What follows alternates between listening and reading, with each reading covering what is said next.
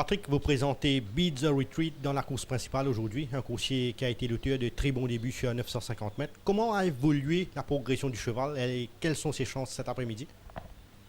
Oui, il a fait une très très bonne première course. C'était dans le Lighting Cup, qui était peut-être un petit peu short pour lui, mais c'était une bonne course pour pouvoir démarrer. Il est très très bien. Il a profité de cette course-là. Malheureusement, il a une très mauvaise ligne et ça nous a anéanti un peu. Surtout le jockey aimait beaucoup le cheval jeudi matin.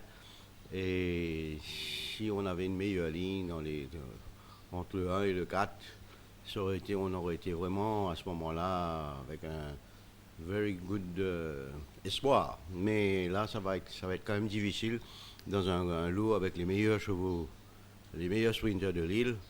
Ça va être quand même costaud avec un Henny qui joue à la quatrième ligne. Je crois que c'est vraiment le cheval à battre.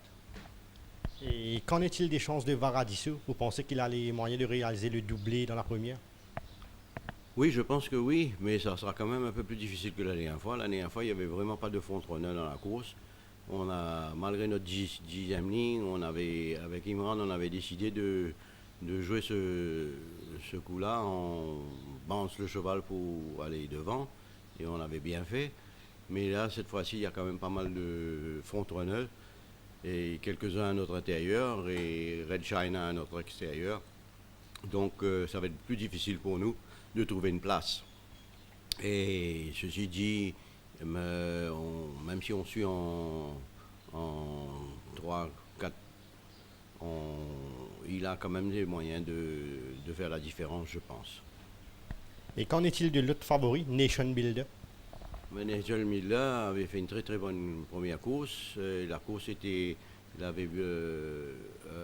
une course qu'il avait soude parce que ça avait été très vite devant. Hein. J'espère qu'il y aura beaucoup de pas. Je pense que oui, parce qu'il y a quand même pas mal de choses vite dedans. Et on a une bonne ligne. Lui, heureusement, on a une bonne ligne. Et je dois dire que sa forme est pareille, peut-être un petit peu mieux que sa première course. Donc lui aussi, je pense qu'on a une très très bonne chance. Un autre coursier bien coté dans la dernière, Gold Medalist. Comment se porte le cheval et pourquoi l'avoir équipé des œillères cet après-midi? Gold Medalist, c'est un jeune cheval, très jeune cheval, qui a couru que 3 fois en Afrique du Sud, donc encore très bébé. Sa première sortie, il a fait une course très correcte, mais il était très très distrait.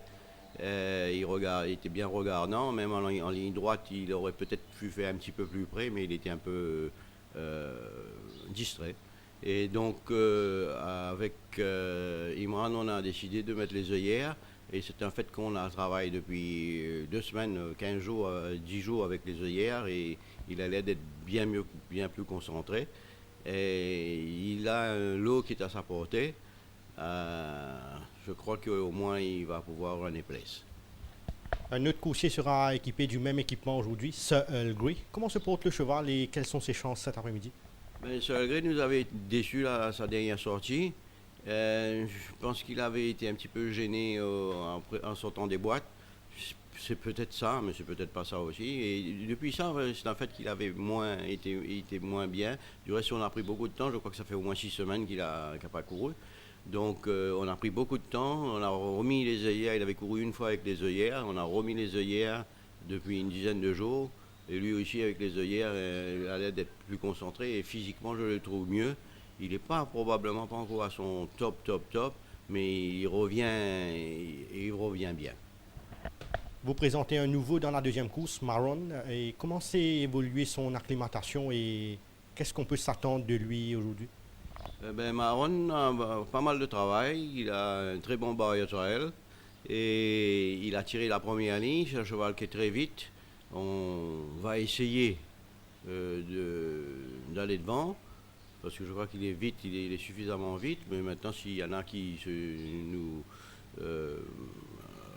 veulent à tout prix aller devant, ça sera en deuxième ou troisième position, mais le but c'est de le laisser courir devant. Mais première sortie, avec 3,50 m de force race, ça risque d'être un petit peu loin, mais il devrait faire une course correcte, mais il est à voir pour l'avenir. Un petit mot sur Brad Groom, Bertie. Ouais, Gungberti, un cheval qui nous a déçus depuis l'année dernière. En Afrique du Sud, il faisait quand même des courses un peu mieux. On s'attendait à mieux pour lui. C'est un cheval qui est délicat, qui perd beaucoup de poids quand on le travaille un peu vite. Donc c'est un cheval à revoir, hein. Patrick, les deux meilleures chances de l'écurie?